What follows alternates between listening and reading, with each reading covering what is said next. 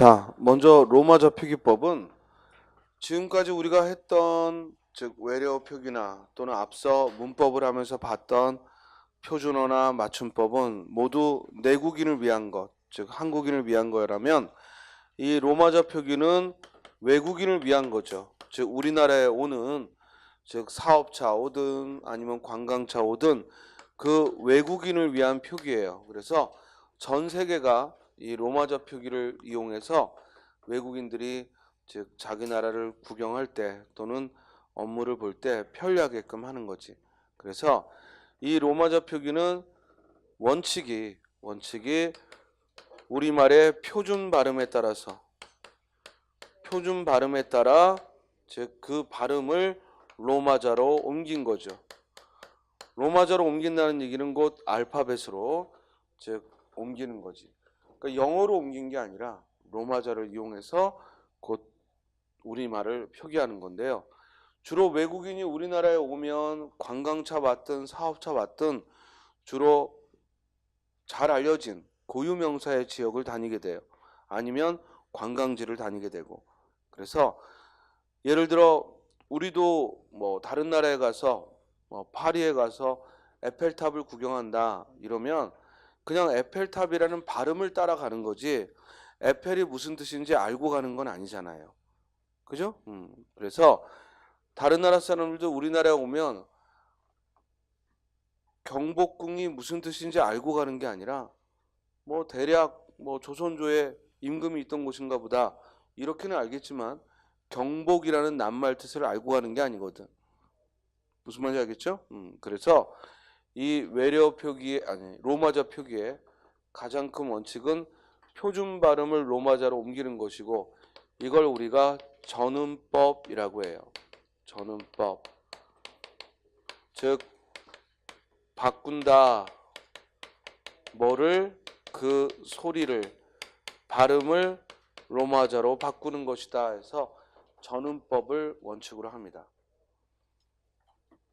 그래서 예를 들어 왕십리를 가자 그러면 외국인들은 왕십리의 뜻을 몰라요. 물론 중국인처럼 한자를 쓰는 나라라면 대충 한자를 보고 알겠지만 다른 나라 사람들은 알기 어려우니까 이걸 로마자로 옮길 때 왕과 십과 리는 외국인들은 의식을 못하니까 그냥 발음 나는 대로 왕십리 이 비음화된 이 발음을 로마자로 옮기는 거야. 자, 따라서 로마자 표기로 옮길 때 주의할 건 와라는 모음을 WA로 쓴다. 그리고 받침 이응은 NG로 쓴다. 그리고 시옷은 S고 이 모음은 I고 그리고 받침 미음은 M이고 니은은 N이고 그리고 이 모음은 I다. 요건 좀 외워놔야죠. 그래서 여러분들 교재 283쪽에 보시면 아모음은 A로 우리 예전 교재에는 즉 다른 페이지에 있으니까 보시고요. 아모음은 A로 또 어모음은 EO로 그리고 오모음은 O로 우모음은 U로 그리고 음모음은 EU로 그리고 이모음은 I로 그리고 M모음은 AE로 그리고 어이의 N은 E로 그리고 외모음은 OE로 그리고 위모음은 WI로 이건 외워야 되는 겁니다. 또 이중모음 야는 YA로 그리고 여는 YEO로 그리고 요는 YO로 유는 YU로 그리고 얘는 YAE로 그러니까 이중모음에는 Y를 넣었죠. 그리고 얘는 YE로 그런데 와는 WA를 썼죠. 그리고 외는 WAE 그런데 워모음이 좀 특이하지. 워는 관습을 따라서 WO로 씁니다. 원래는 뭐를 써야겠어? 어가 EO니까 WEO를 쓸 것 같지만 그게 아니고 원은 WO를, 그리고 왜는 WE를, 그리고 의모음은 UI를. 그래서 모음은 이와 같이 이건 하다 보면 외워져요. 외워지고 그 뒤에 보면 자음은 기억을 보면 G와 K 두 개가 있지? 그지? 다음 페이지에 보시면 기억에 G와 K 두 개가 있어. 또 디귿에도 D와 T 두 개가 있지? 이건 무슨 뜻이야? 첫 소리에 올 때에는 G, D를 쓰고 받침에 올 때에는 K, T를 쓴다는 뜻이지. 그렇죠? 리을도 맨 끝에 리을도 두 개가 있죠? R과 L로. 이건 무슨 뜻이야? 첫 소리의 리을은 R로, 받침의 리을은 L로 적는다는 거야. 요건 이제 하다 보면 암기됩니다. 자, 그러면 지금부터 이제 로마자 표기에서 꼭 알아야 될 것. 먼저 로마자 표기는 발음 나는 대로 옮기는 것이다 하는 이 원칙이 있고, 이제 이 원칙에서 벗어난 것만 주의하면 되지. 그렇죠?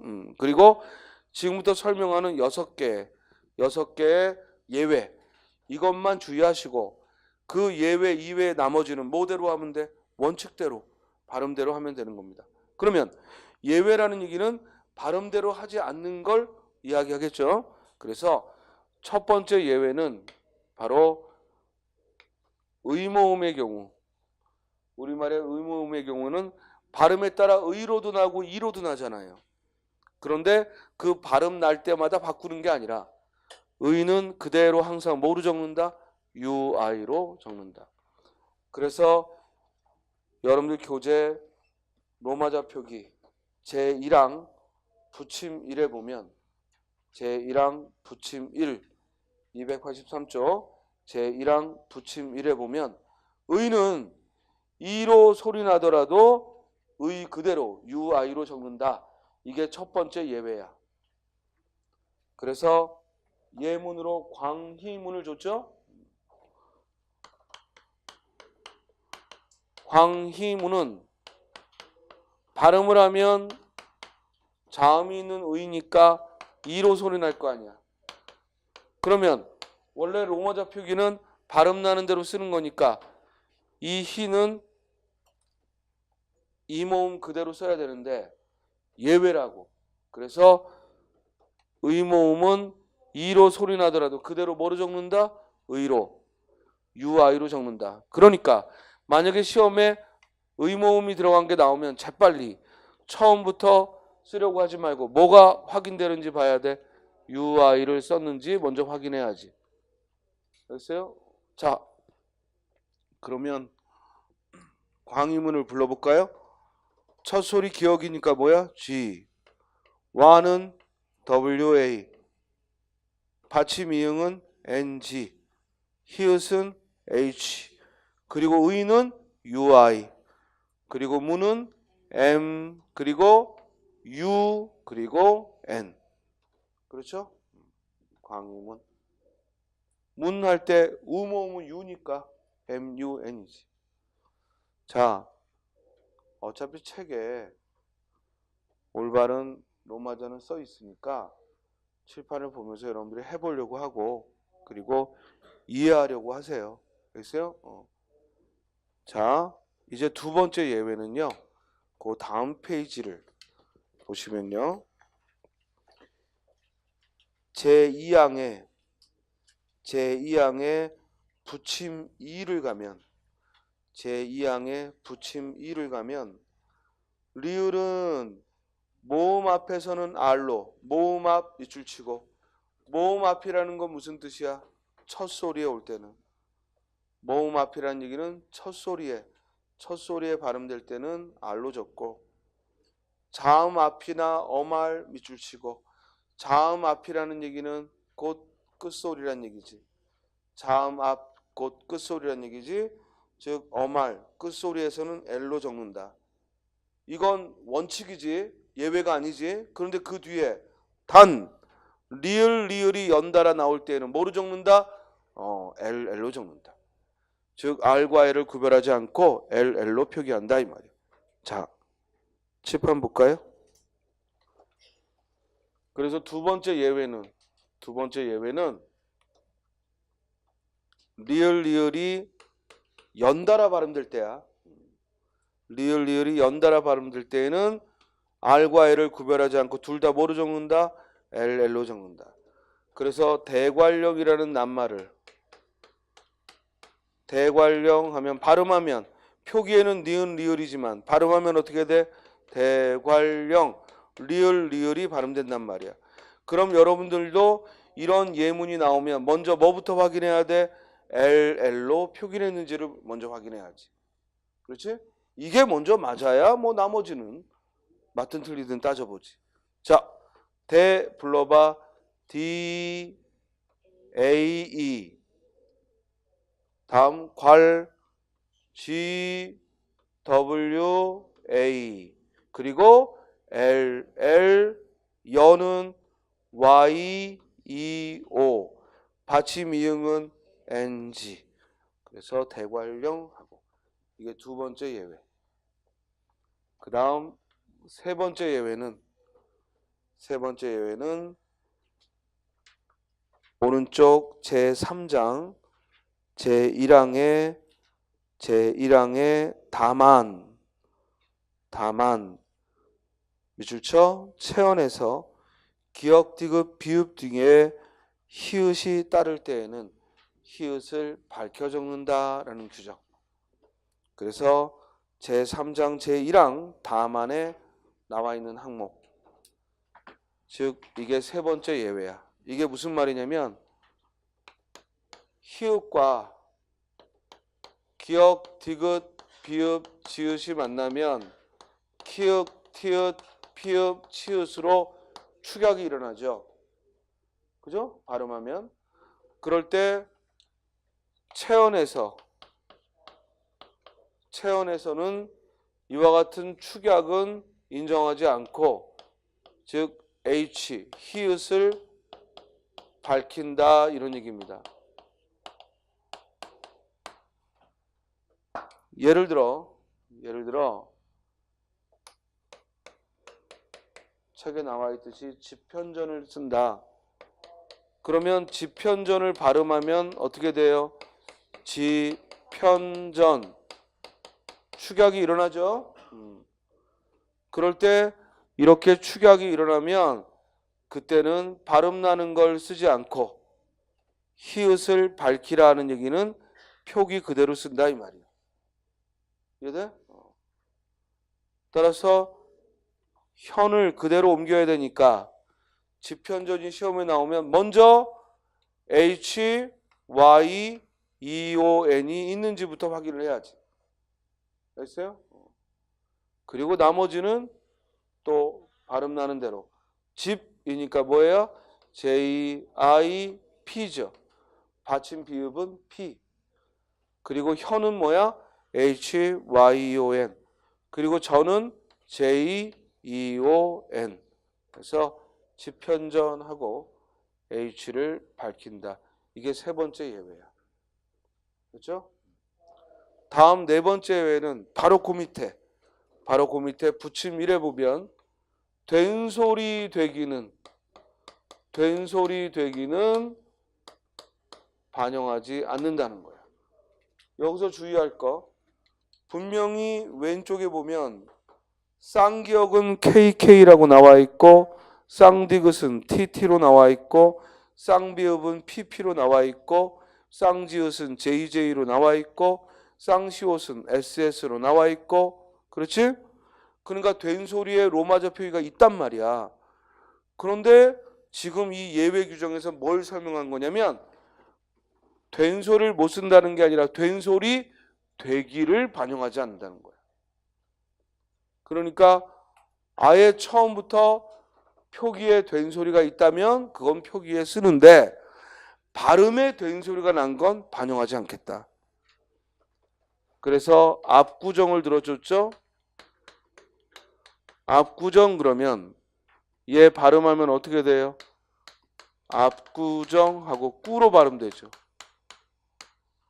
그렇죠? 그러면 이런 된소리가 나올 때에는 먼저 된소리를 반영하지 않았는지부터 확인을 해야지. 그래서 꾸가 아니라 구로 썼는지를 먼저 구로 썼는지를 확인해야지. 그렇죠? 그러면 나머지는 앞 뭐예요? A, P 그리고 꾸로 발음되더라도 뭐야? 구, GU로 써야지. 그리고 정, J, E, O, N, G 중요합니다. 이게 시험장에서 기억나면 별거 아닌 거예요. 알겠어요? 로마자 표기에 된소리 대기는 반영하지 않는다. 자, 그런데 우리 시험에 뭐가 나왔냐면 이 떡국이 나왔다고. 떡국. 그죠? 그럼 떡국을 로마자로 옮기면 발음이 떡국하고 된소리가 나죠. 그죠? 그런데 된소리는 반영하지 말라고 그랬으니까 국은 그대로 국이라고 썼어야지. 그러니까 뭐부터 먼저 확인해야 돼? 국, GUK가 써 있는지를 먼저 확인하고.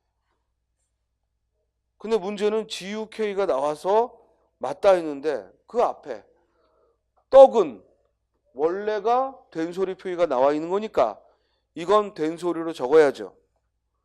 그래서 떡 하면 어떻게 해야 돼? TT 그리고 EOK. 그렇죠? 그래서 떡은 TT 그대로 쓰고 국하고 떡국 했을 때 국은 된소리를 반영하지 말라고 했으니까 국하고 GUK 적죠. 자, 여기서 하나 주의할 거, 예전에는 음식 이름의 경우는 무조건 소문자였어요. 로마자에서. 왜냐면 첫 소리를 대문자로 하는 건 기타 자연지명이나 이런 문화재 등 이런 고유명사는 대문자로 쓰지만 음식 이름은 소문자로 썼는데 이 이명박 정부, 박근혜 정부를 지나면서 한식 문화를 뭐 소개한다 이런 외교부의 행사가 있으면서 대문자로 모두 바꿔버렸어.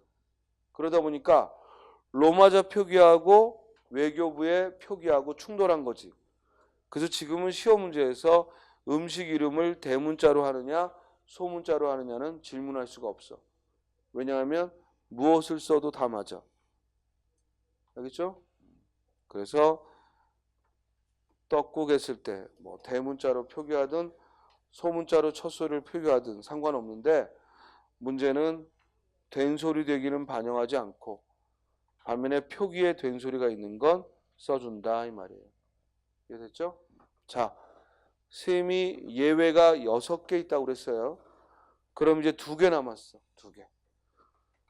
나머지는 그대로 발음 나는 대로 하면 되고 이제 예외 나머지 2개는 즉 여러분들 교재에 286조 제4항에 보시면 인명은 성과 이름의 순서로 띄어쓴다. 그러니까 한글로 쓸 때는 성과 이름을 붙여 쓰지만 로마자로 쓸 때는 띄어쓰고 그리고 이름은 붙여 쓰는 걸 원칙으로 하되 즉 음절 사이에 붙임표 쓰는 걸 허용한다고 했고 가로 1번에 보면 이름에서 일어나는 음운 변화는 반영하지 않는다고 했고 가로 2번에 보면 성의 표시는 따로 정한다라고 했어. 자, 칠판 봐요. 결국 로마자로 성과 이름을 로마자로 옮길 때에는 무조건 표기대로 씁니다. 즉 절대로 발음 나는 대로 하지 않고 표기대로 씁니다. 그 이유는 여기 김봉남이라는 사람의 이름이 있으면 이걸 발음하면 김봉남이죠. 즉 봉남이라고 발음되겠죠? 그런데 우리나라 사람 중에 복남이라는 이름을 가진 사람도 있죠. 그렇죠? 그 발음대로 이름을 가진 사람도 있을 거야. 그래서 이 성명을 로마자로 옮길 때에는 발음 나는 대로 하지 않습니다. 대신 표기 그대로 씁니다. 그렇죠? 중요한 겁니다. 성과 이름은 표기 그대로 씁니다. 문제는 성의 경우는 원래가 김 그러면 첫 소리가 기억이니까 GIM이지만 우리가 관습적으로 김씨를 주로 뭐로 쓰죠? KIM으로 쓰죠. 그러면 둘 다 맞다 이 말입니다. 즉 원칙대로 써도 되고 또 관습에 따라서 성을 써도 됩니다. 반면에 이름은 관습을 허용하지 않습니다. 표기 그대로 쓰는 거야. 따라서 복남 불러봐.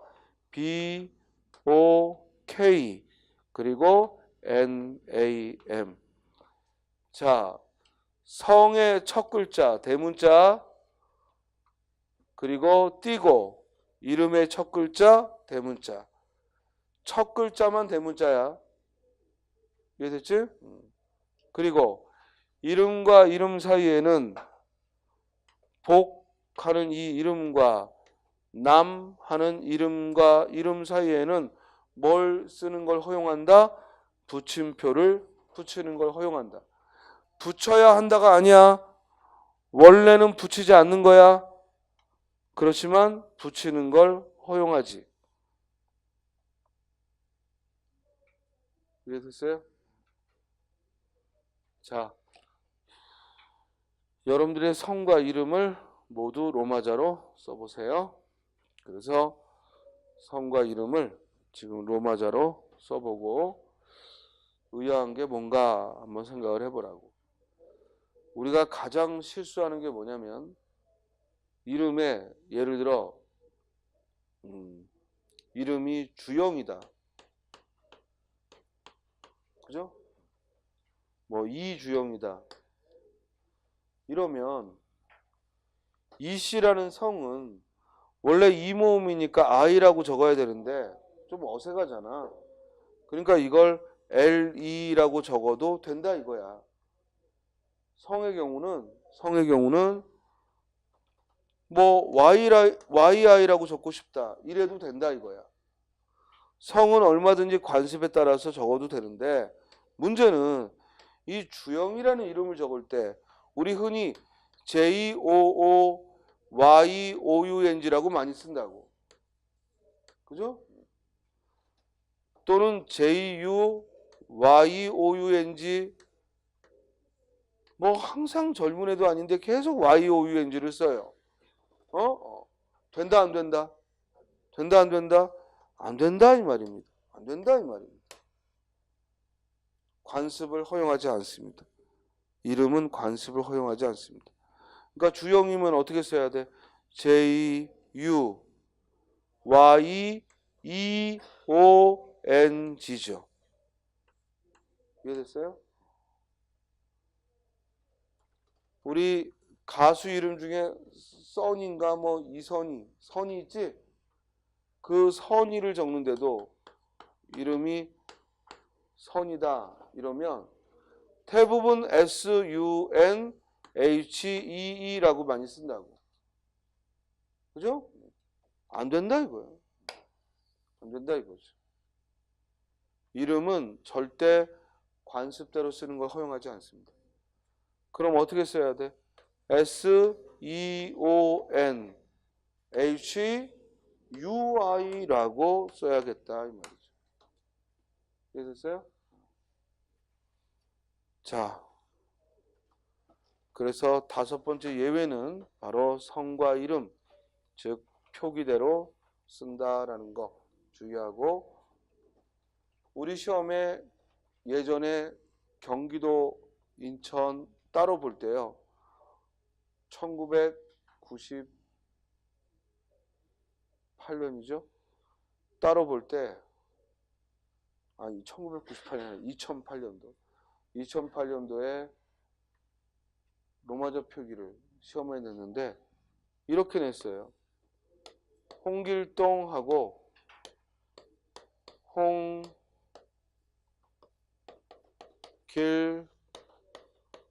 홍길동하고 나왔어요. 맞아요, 틀려요? 맞아요, 틀려요? 틀리죠. 이름의 첫 글자만 대문자지 두 번째 글자는 대문자로 쓰면 안 되죠. 붙임표를 쓴 것까지는 문제될 게 없는데. 그렇죠? 이해됐어요? 자, 따라서 반드시 성과 이름의 경우 성의 첫 글자, 이름의 첫 글자만 대문자고 그리고 이름과 이름 사이에는 붙임표를 허용합니다. 끝으로 마지막 예외는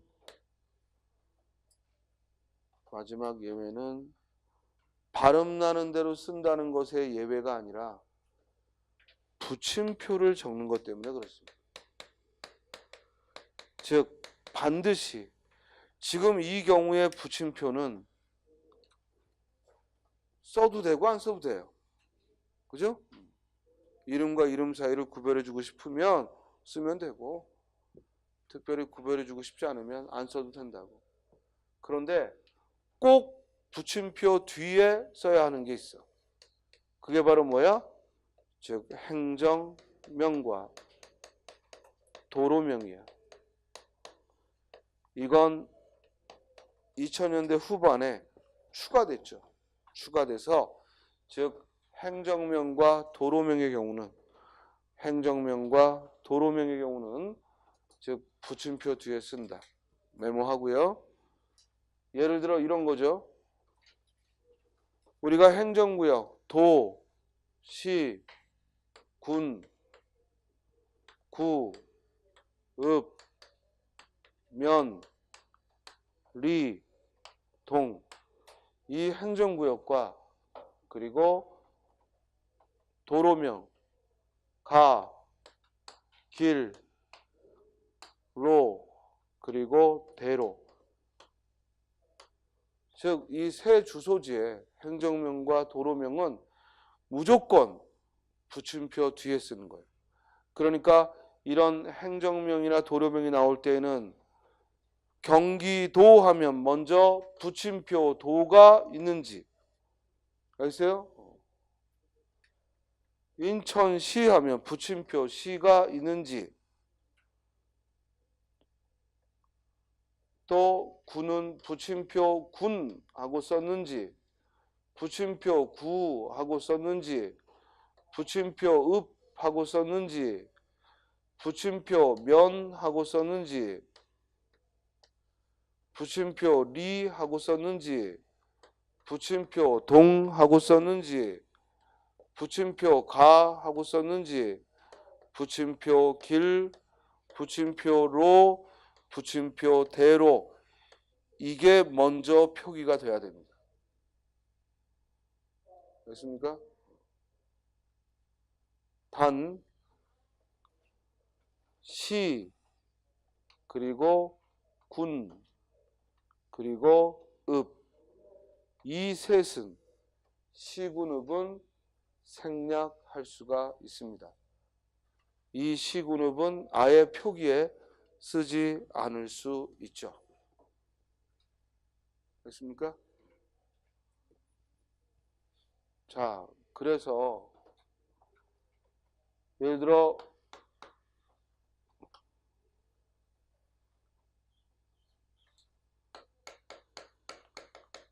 전라북도다. 그죠? 전라북도 광주시다. 이걸 로마자로 옮기면 먼저 앞에서부터 발음 나는 대로 쓰기 전에 도라는 행정구역과 시라는 행정구역부터 먼저 붙임표 도, 여기서요? 먼저 붙임표 시부터 쓴다는 거예요. 그리고 전라북은 전라북대로 쓰면 되는 거예요. 그럼 전라북은 발음 나는 그대로 하면 돼요. 불러봐요. J-E-O-L-L이죠.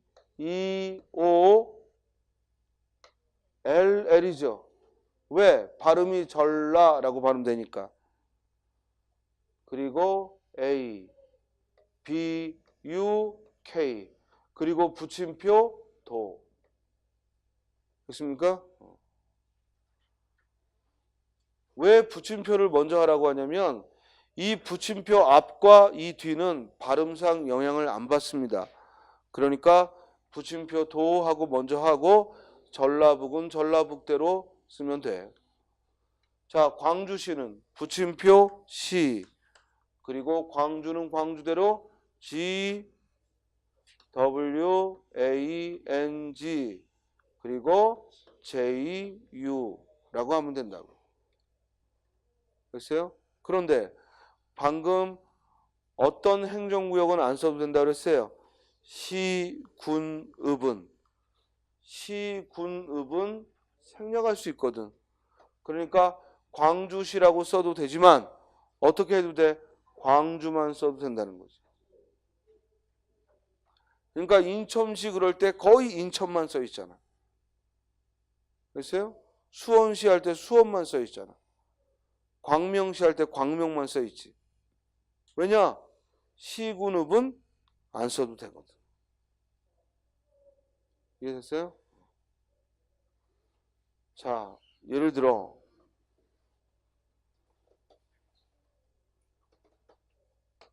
구절리라는 지역이다. 그지? 그러면 이거 잘못하면 리을이 연달아 나오니까 아까 했던 예외 LL로 적기 딱 쉽단 말이야. 그래서 리는 행정구역이니까 먼저 붙임표 리부터 적고, 붙임표 리부터. 그리고 구절은 구절대로 GU, J, EO, L이라고 적어야겠다 이 말이지. 이해됐어요? 앞에서부터 적으면 실수하기 좋거든.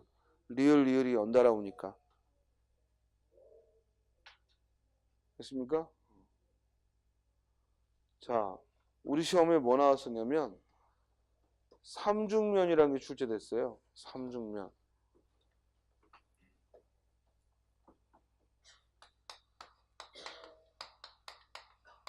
이걸 앞에서부터 하게 되면 발음이 어떻게 돼? 삼중면이니까 자기도 모르게 중이라고 쓰기 쉽단 말이야. 그런데 스님이 뭐라고 했어? 행정구역부터 쓰라고. 그러니까 면부터 먼저. 붙임표 면, M-I-E-O-N.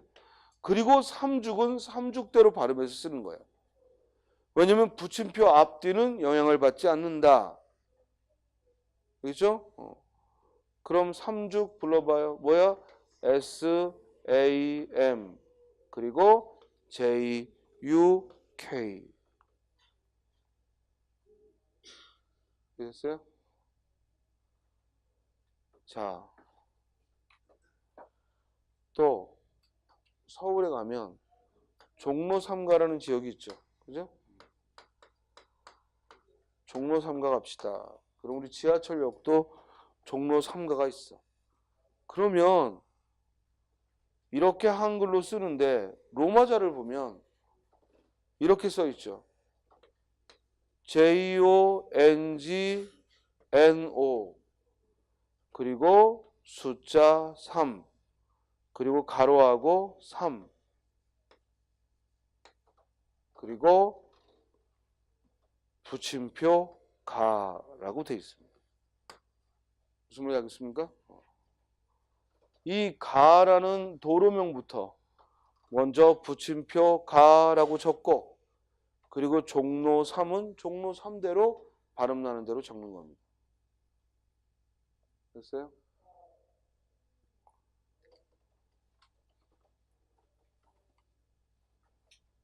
자유로를 달린다. 자유로. 이 도로명이거든. 도로명이니까 먼저 붙임표로 하고, 그죠? 붙임표로 하고, 그리고 자유는 자유대로 뭐야? J, A, Y, U. 또 역겹게 프리웨이 이러면 안 돼. 알겠어요? 그러니까 그냥 자유 하는 우리말 그대로 자유로 이렇게 적는다고. 이해됐어요? 그런데 이제 지금 설명한 거 이외에 나머지는 그냥 발음 나는 대로 쓰면 돼. 됐어요? 자, 대신 하나 주의할 거, 붙임표를 쓰는 경우는 저 행정명과 도로명은 무조건 써야 되고, 아니면 시군읍은 아예 그 행정명을 안 써버리는 거고, 반면에 이름과 이름 사이에 쓰는 걸 허용하고, 그렇지? 그리고 또 하나 붙임표를 허용하는 건 바로 285쪽, 즉 제3장 제2항에 보시면 발음상 혼동의 우려가 있을 때에는 음절 사이에 붙임표를 쓸 수 있다라는 규정이 있지. 됐어요? 그러니까 세운상가인데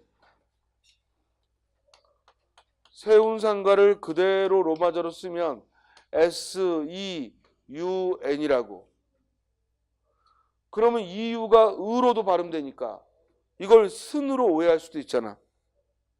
그래서 그렇게 발음에 오해가 있을 때에는 붙임표를 붙여서 써도 좋다 이 말이야.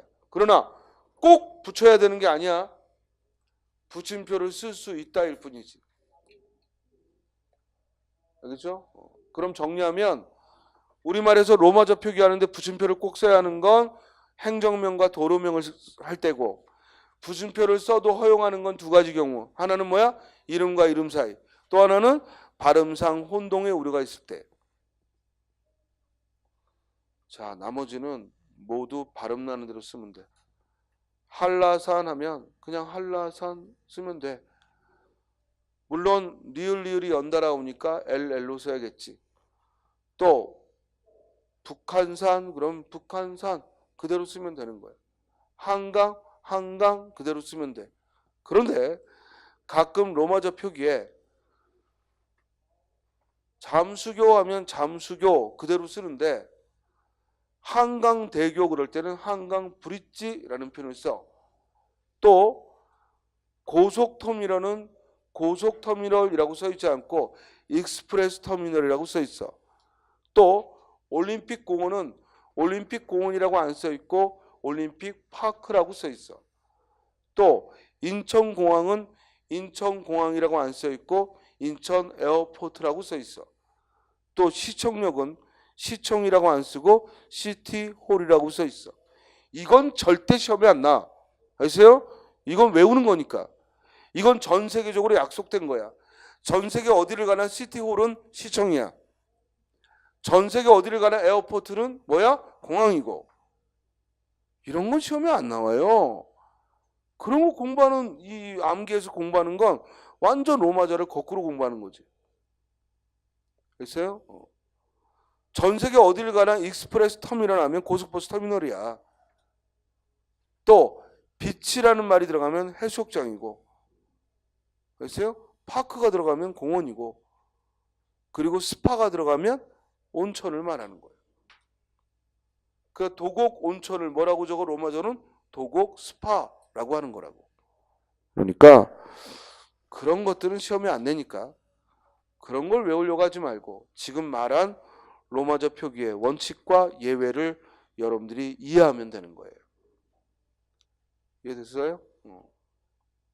자, 몇 번 연습하시면 충분히 할 수 있을 겁니다. 자, 끝으로 287쪽에 보시면 문장보호가 있어요.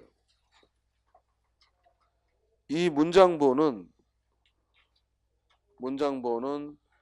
2017년도 말에 바뀌어서 2018년도 올해부터 새로 적용되기 때문에 시험에서 바뀐 규정이라 자주 물어보죠. 자, 교재 287쪽, 예전 교재는 277쪽 문장보호를 봅니다. 먼저 첫 번째 달라진 건, 과거의 문장보호와 달라진 건, 과거에는요 마침표라는 말 속에 물음표도 마침표고 느낌표도 마침표고 이 마침표가 상위어였어. 그러나 지금은 문장보의 상위어를 모두 없애버렸어. 그래서 마침표 하면은 뭐만 말해? 정말 문장 맨 끝에 찍는 이 온점만 마침표야. 즉 상위어가 없다고. 요거부터 주의해. 그래서 마침표의 기능을 보면 첫째, 문장 끝에 쓰고, 그런데 달라진 게 뭐냐면 붙임 1에 보시면 직접 인용한 문장의 끝에는 쓰는 걸 원칙으로 하되 쓰지 않는 걸 허용한다. 그러니까 지금은 인용될 때 마침표를 써도 좋고 안 써도 좋다는 거예요. 예전에는 반드시 써야 했어. 그러나 지금은 그는 지금 바로 떠나자 하고 마침표를 찍어야 원칙이지만 그 밑에 그는 지금 바로 떠나자 라고 마침표 안 써도 허용한다고. 알겠죠? 또 다만 다음 페이지 다만 제목이나 표에는 쓰지 않습니다. 이건 달라진 게 아니고 원래 있던 규정입니다. 생각해봐. 영화 제목에 마침표 찍은 거 봤어요? 본 적 없죠? 신문 기사 제목에 마침표 찍은 거 봤나? 본 적 없을 거예요. 마침표는 제목이나 표에는 쓰지 않습니다. 그 다음 가로 2번 아라비아 숫자로 연, 월, 일을 표시할 때 씁니다. 주로 공무원이 만드는 문서, 공문서는 한글로 연, 월, 일을 거의 안 쓰고 이 마침표를 씁니다. 예를 들어 오늘이 2018년 11월 며칠이야? 오늘 8일이에요? 8일 그러면 이렇게 연, 월, 일을 마침표로 쓴다고. 알겠죠? 연, 월, 일을 쓰는 거니까 맨 끝에까지 3번 모두 써야죠. 다음 가로 3번 특정한 의미가 있는 날에 월, 일은 이럴 때 아라비아 숫자 사이에 씁니다. 예를 들어 3.1운동 그러면 3과 1 사이에 마침표를 한 번만 쓰면 이건 3월 1일이 아니라 뭘 가리켜? 3.1운동을 말하는 거예요. 요게 추가된 거죠. 왜? 예전에는 일반적인 연, 월, 일에는 마침표를 쓰고 특정한 날에는 가운데점을 썼어요. 3.1운동 그러면 이 가운데점을 썼다고. 근데 새로 추가된 내용에는 가운데점 대신에 뭘 써도 된다? 마침표를 가운데에 써도 된다. 그렇죠? 그 다음 물음표에서 주의할 건 붙임 1에 보면 이건 달라진 게 아니고 원래 있던 규정이지만 시험에 자주 나오는 거지. 한 문장 안에 몇 개의 선택적인 물음이 이어질 때에는 맨 끝에 물음에만 쓰고 각 물음이 독립적일 때에는 각 물음의 뒤에 쓴다. 그래서 너는 중학생이냐 고등학생이냐 중등이니 고등이니 물었을 때 대답은 하나잖아. 그러므로 물음표 맨 뒤에 한 번만 쓴다고. 중간에는 쉼표를 쓰고. 반면에 너 여기 언제 왔니? 어디서 왔니? 뭐하러? 이렇게 대답이 듣고 싶은 대답이 여러 개잖아. 그럴 때는 각각 물음표를 다 써야 돼. 그렇죠? 다음 붙임 2에 보면 의문의 정도가 약할 때는요. 물음표 대신 마침표 써도 돼요. 그러니까 질문의 의도가 약할 때에는 도대체 이 일을 어쩐단 말이냐 하고 질문의 의도가 약할 때에는 굳이 물음표 안 쓰고 마침표를 써도 되고 새로 들어간 규정이야. 제목이나 표에는 쓰지 않습니다. 원래는 신문기사의 제목이나 표에는 물음표는 써야 하는 게 원칙이었어요. 근데 바뀐 규정에서는 안 쓰는 걸 원칙으로 합니다. 역사란 무엇인가 하고 책 제목에 물음표 안 써도 된다 이 말입니다. 아직도 담배를 피우십니까? 라는 신문기사 제목에 물음표를 안 써도 된다 이 말입니다. 다음 가로 2번에 보면 뭔가 의심이 들거나 빈정거리거나 또는 적합한 말을 찾기가 어려울 때에는 소가로 안에 물음표를 씁니다. 우리 이 원가로를 소가로라고 하죠. 이 소가로 안에 물음표를 써요. 그래서 우리와 의견을 같이 할 사람은 최 선생 정도인 것 같다. 그런데 확신이 안 드는 거야. 이 새끼가 배신을 때릴지 아니면 같이 의견을 같이 할지 확신이 안 드는 거야. 그럴 때는 소가로 안에 물음표를 쓴다 이 말이지. 이해돼요? 또 30점이라 거참 훌륭한 성적이군. 이거 빈정거리는 거지? 빈정거릴 때 가로 안에 물음표를 씁니다. 그리고 우리 집 고양이가 가출했어요 라고 했을 때 마땅히 쓸 말이 없잖아요. 그렇다고 뭐 얘가 토꼈어요 이럴 수도 없는 거고, 근데 뭐 사람이 가출하는 거지 고양이가 무슨 가출을 해요. 집 나간 거지. 그래서 이럴 때도 애매하니까 즉 물음표를 씁니다. 그 다음 가로 3번에 추가된 내용인데요. 모르거나 불확실한 내용을 말할 때, 예를 들어 최치원 같은 경우는 태어난 연도는 알겠는데 이 돌아가신 때가 애매한 거야. 그럴 때에는 857년 하고 물결 표시 후에 물음표를 쓰면 돌아가신 때가 정확치 않다는 의미죠. 다음 느낌표는 뭐 느낌을 말할 때 쓰고 또 감정을 넣어 대답할 때 쓰고, 자 쉼표입니다. 쉼표는 가장 시험에서 많이 물어보는 즉 내용이 이 쉼표에 대한 건데, 왜냐면 우리가 글을 쓸 때 이 쉼표를 얼마나 활용하느냐가 그 사람이 문장부호를 얼마나 제대로 쓰는지를 보여주거든. 여기서 이제 조심할 건 바로 쉼표는 본래 열거할 때 쓰죠.